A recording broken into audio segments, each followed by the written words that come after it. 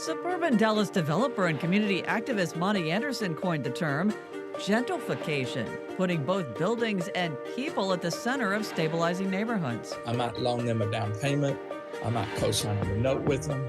That's where you get the secret sauce. He takes ugly properties like old strip malls and abandoned schools and retrofits them into modern properties, transforming communities and adding some housing along the way. He's teaching others how to do it. We've been hired all the way from Canada, all through the United States, to go in and help mostly the red lines part of cities, the sides of the cities that have been neglected for a long time. Stay tuned for a solutions sidebar, and my colleagues Hernsley-Gare Jr. and Amiko Moore will join me at the end for some takeaways. Let's get into it. This is Brick by Brick, solutions for a thriving community. Brick by Brick is made possible thanks to leading support from Deborah and Robert Chavez, Greater Cincinnati Foundation, and George and Margaret McLean Foundation, with additional major support from AES Ohio Foundation, Lori Johnston, Murray and Agnes Seasongood Good Government Foundation, Diane and Dave Moshe, the Robert and Jean Penny Endowment Fund of the Dayton Foundation, P&G, the Robert and Adele Schiff Family Foundation, and more. Thank you. Monte Anderson, welcome to Brick by Brick. Thank you. There are a lot of ways people have described you. Incremental developer, town builder, champion of South Dallas, a builder of lovable places. How do you describe yourself? Well, I'm just kind of a local guy in southern Dallas County where I grew up. And over the years, because I didn't like the way I saw my neighborhoods moving and developing, that slowly but surely over time, I started off as a real estate agent because I thought I could affect change as a real estate. I could bring the right people in as a real estate agent. And then over time, I found out that no one was going to come and do it for us.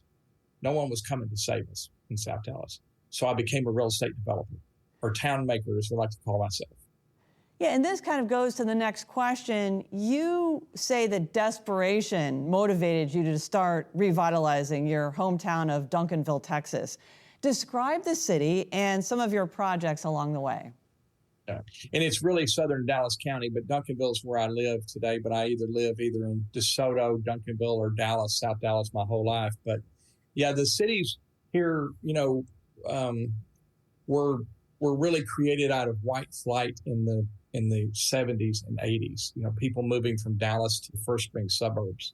And they went up, all of those suburbs went up. And over time, when they got a little bit older, people moved to the next place, and then there's white flight and black flight and brown, so it's like people are always moving from places that they don't love. So that's really how I got started. I really tried to figure out, how do I reverse that? So give us some examples. What would you be like driving down the road and you'd see some vacant strip mall and then you would envision what it could become? That's really it. I mean, I'm driving down the road. I always talk to people about looking for the opportunities. When you're a town maker, town builder champion in your community, and that type of person is somebody that cares about the community, the project is not just the one building. The project is the neighborhood. And that is right. You drive down the street and you see something that's ugly. An old rundown shopping center, empty buildings, things like that. And those are the opportunities, because those are usually the opportunities where people are selling those properties for less money. And then if you could re-envision those properties into something more modern, more urban, more walkable, then you can make money off of it and do good. So our philosophy is making money is most important, but doing good is equal. And you're doing it incrementally, as you pointed out, organically, without government subsidies. Where do you get the money and how do you make money? Well, we don't always do it without government subsidies. Okay, not always. I don't like government subsidies because I don't think it's a healthy way for us to keep going. In fact, we're fixing to find out right now how little government subsidies we're going to have in the future, because we're out of money. I mean, the whole country is out of money. But what we do is we do two things. We first go to the banks, the local banks. Commercial banks are still the best partner to have. And we find out, how much will you loan me on this project, Mr. Banker, Mrs. Banker? How much will you loan me? And then when you find out what the gap is, Okay, what the down payment is, what the equity is we got to put in. Then we look for community impact investors. And a community impact investor in like Duncanville is somebody that's usually a baby boomer. Okay, not always. Nothing I say is absolute, but usually a baby boomer that's worth maybe between $2 and $20 million in that range. Not a billionaire, but a community person, maybe that's never invested in real estate before, that's interested in making their community better. And they don't have to get a return, like they would from Wall Street. As long as you pay them their money back a lot of times and give them a little extra, and then they have pride of ownership, that makes them want to get involved. And they got to know you. Where we call it farming, but where you've worked in your neighborhood for many, many years, and they got to know that you're true in what you talk about doing, about making your community better. And that's who we look for, the community impact investors. And that's it. Alone investors, that's it. It's very simple. It's not complicated. If you could get some, tax credit financing, or you get some historic tax credit money or a grant or something from the cities, sometimes you have to have a little bit of something. Sometimes they just won't work. And so I'm not completely against it. I don't like it. I don't think it should be the norm. I think the incentives should be the exception when you've done everything you could with the bank and the investors, and you still have a gap. You've done everything. But that's not the way we work today. It's like, what can we get as a grant right up front? What can we get? And that drives the thing. It's more like financial architecture. So it's built around the money, not around quality of life and empowering the people and good local development. And sometimes you involve the people who need the help. Like, for example, somebody who maybe has an idea for a business and also needs a place to live, and then maybe they can do both in the same space. Give us some examples of how that has worked. Yeah, many times I might build a building or rebuild a building that I've got. And maybe it's a smaller building on a main street. It's not a really good investment property for me to manage and lease out of my company because it's too small. It needs to be an owner occupant. And so quite often I'll have a little building that'll have maybe 2 retail spaces and 2 apartments. And then I will look for the special entrepreneur to occupy that building. And then the way I get those special entrepreneurs to come to South Dallas or to Duncanville, which is the have-nots side of Dallas, is that I enable them to purchase that building. I might loan them a down payment. I might co-sign on the note with them. And then that's where you get the secret sauce. That's where this X factor comes. It's that you got this owner occupant now. And whether he's a barber or a restaurant or, a candlestick maker or a butcher, all of those types of people are the special entrepreneurs that give you your culture and your special placemaking. You're heavier on commercial, that you said, but you also do housing. You have 500 tenants. How do you work with them to afford their rent and build wealth? It sounds like some of what you just mentioned, and also you encourage them to go ask relatives. Yes. Housing, it's really funny about affordable housing. And we do housing when it mixes in with our commercial developments. And because, you need everything, right? You need work, live, play, the old work, live, play. You need those things. But the key to first of all, affordable housing is not the problem. It's a symptom of the problem. The problem is we don't make enough money. If we made enough money, we wouldn't have an affordable housing problem. Now, you still have to deal with the symptom, right? If you're sick, you still deal with the symptom, but you also need to deal with the problem. In this case, we want, people to make more money. How do they get better jobs? How do they become entrepreneurs? How do they do that? But the key to affordable housing is 2 things. First of all, ownership. You own a property. And secondly, spending a little bit more. In other words, if I can build a triplex and occupy 1 unit and have 2 units to rent, then I can help me make affordable, payments, build income, wealth, and also provide affordability for, wait staff at a restaurant or, single parents, who are working at the hospital at night with a child or 2. It's the way that you get mean, because I see if you're the owner, you're not a real estate investment trust. You're not an investor. You don't have all those layers of overhead above. See, an owner's like doesn't have all that overhead. The owner just is trying to make their payments, pay their building off. So it's not all about a financial gain, although it is and it's not. But they don't have all the heavy load on top. I hope you're enjoying our conversation with Monte Anderson. There's still more ahead following this short break. This is Brick by Brick.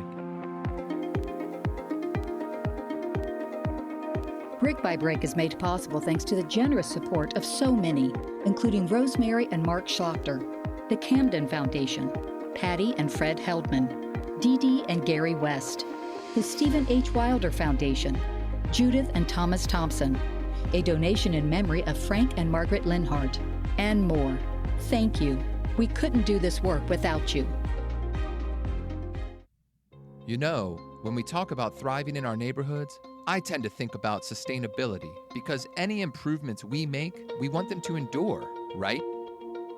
Hi, my name's Mark Lammers and I'm the executive producer for Brick by Brick. And while our team stays focused on exploring and uncovering the next viable solution to what ails us, we're looking to you to help hold us accountable and keep this thing sustainable.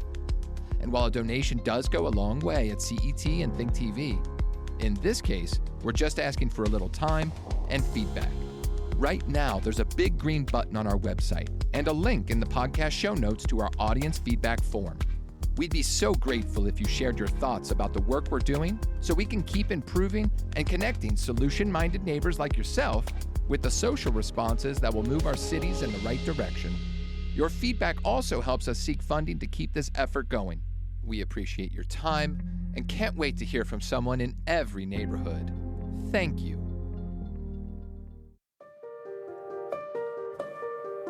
Welcome back to Brick by Brick. I'm Ann Thompson. Let's get back into our conversation with Monte Anderson, and Emiko Hearns and I will be back at the end for some reflections.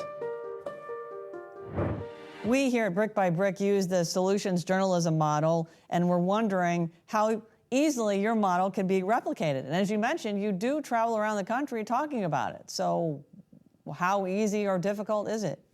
So I have two companies. I have a company that options real estate that works in my farm, in my neighborhood. And we only do development in my neighborhood. I don't go anywhere else and do it.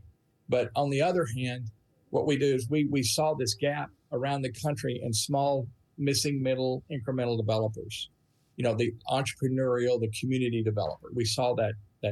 And so we started out back in 2016 with the goal of creating 1,000 small developers around the country. And we started out with Incremental Development Alliance. And then I was one of the co-founders. And today I'm with Neighborhood Evolution with Bernice Radel from Buffalo and Jim Kuhlman from Minneapolis and Mike Keene from South Bend, Indiana. And today we make up Neighborhood Evolution. And what we do is we coach small scale developers in cities on how to create an ecosystem. You know, because this is a very complex business, and that's why more small people don't do it. That's why they don't, because it's too complicated. It's too expensive. You know, I can't afford to hire mortgage brokers and lobbyists and, you know, consultants, this. And so I have to surround myself with the right kind of people. You got to know how to do that. How do you surround yourself with the right kind of people so you can pull pieces of experts anytime you need it, and therefore you can do a small scale development efficiently and profitably. Doing this, we've been hired. You know, we've been hired all the way from Canada, you know, all through the United States, to go in and help mostly the red lines part of cities, the sides of the cities that have been neglected for a long time, and it's through the economic development corporations, through their empowerment section of that. You know, so it's the local. And what we do, we've created the 12 steps of town making, which is really a step-by-step of a book. There's a book and then a system of how you have local meetings to teach yourselves. And so when we go in and talk, you know how you go in someplace, you talk to people, you get them all excited. They're saying, yeah, I hear you, Monty. This is great. We want to do what you're doing. And then you leave and then they don't know what to do. And it's just a depressed, you know, you go into depression. Right. Depression. With this system, we leave this behind. And this way you get yourself connected to a larger ecosystem all over the country but you're able to teach each other. You begin to teach each other. You know us, okay, and now you can teach each other, and that's how it's scalable.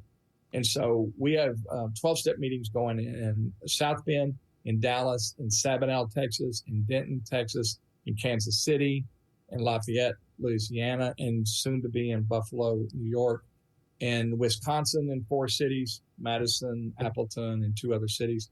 And so we have them everywhere now. So hopefully this whole group of people are teaching themselves. And so the teaching, it's, really the people that can solve these local problems of housing, affordable housing, entrepreneurial empowerment and development are the locals.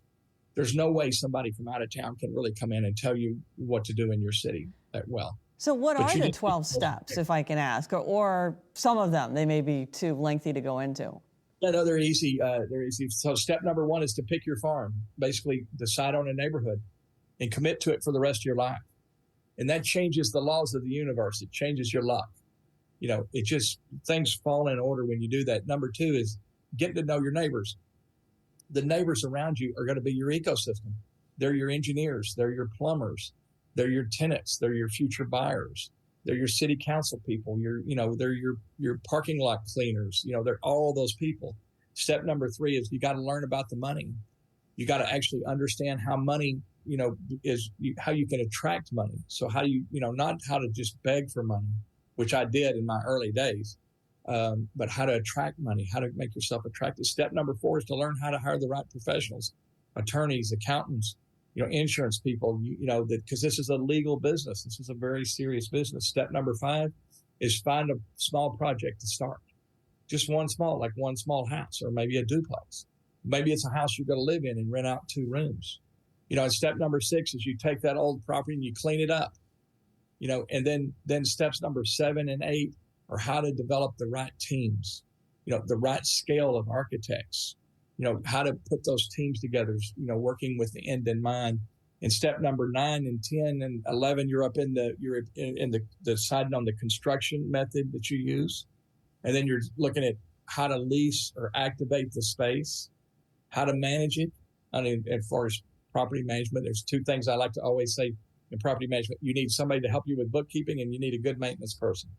And these 2 people can be part-timers starting out. And then step 12 is basically helping others. And not just helping others do this business, but get involved in your planning and zoning in your city. Get involved in cleanup days. Get involved in the local street market. Get involved in giving back to your community. Meet with people. Have people come to your living room and have discussions and things. And then the 12-step meetings are usually monthly. Sometimes they're more. We have them twice monthly in Dallas. But these are we pick one step every time, and we focus on that step, and then we talk about our experiences with each other. And then we get to know each other, and we teach each other the secret handshake of how to get money. And then teaching each other is so much more effective than me talking to you from a podium somewhere. It really is the best way to learn how to do this business. It sounds like you're moving as fast as you possibly can. I'm wondering how we can ramp up your idea even more, because we're constantly hearing, as you referenced before, that just people are extremely cost burdened, having problems finding housing, affordable housing. How can we make this model more common? So I think there's 2 things that got to happen in a community for this to be successful. There's 2 things. First of all, you've got to have a business person in that community that's willing to do this work, that wants to make money and do good. A town maker, as we would call you, a champion, we would call you.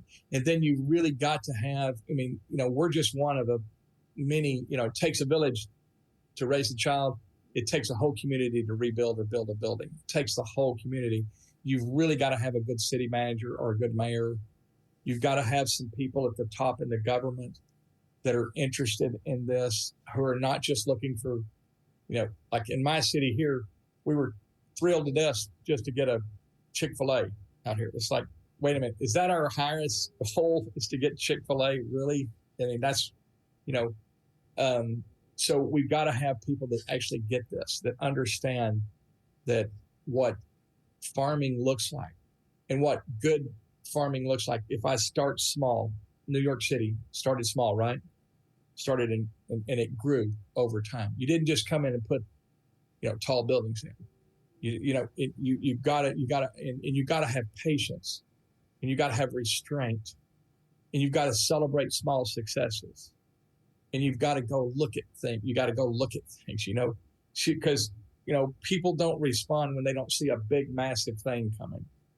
They respond. So you got to watch. If you watch my projects, it's like, when did you do that? Okay. Well, when did you do that? Well, we've been doing it for the last 3 years. We put this one tenant in, or one person in.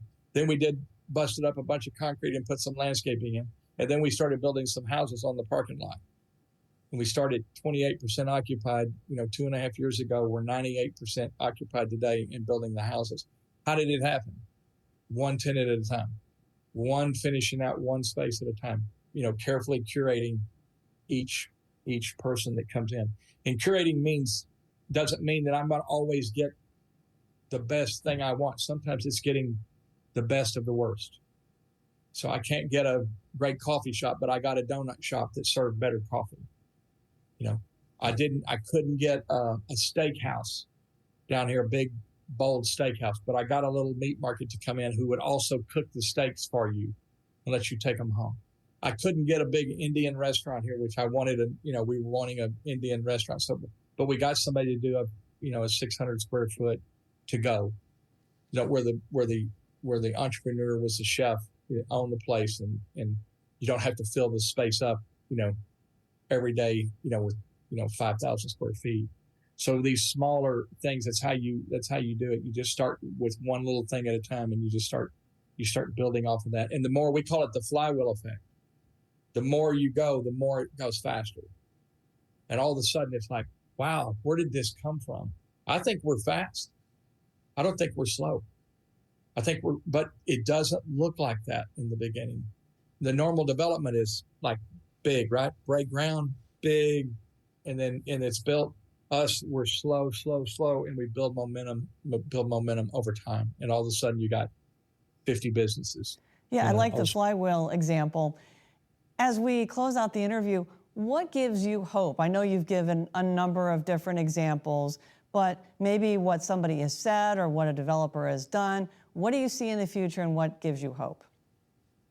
What gives me hope right now is that the young people in fact, my granddaughter works with me in this office, and the young people that I talk to today, some people will say, well, they don't want to work. And I would say this, they do want to work, and they do want to make money, but they're not going to work like we did, us baby boomers, for just a paycheck. It has to have purpose. They want purpose. And that gives me hope today that our young people are thinking about making money. They are. I've talked to a lot of them. They are thinking about making money. They're not too idealistic of, I'm going to save the world, and money's evil and all of this. They want to make money, but they also they want to have a purpose. They want to do something that matters. Well, thank you for all your efforts. We'll be following your progress. Monte Anderson, thanks for being on Brick by Brick. Thank you. Glad to be here today.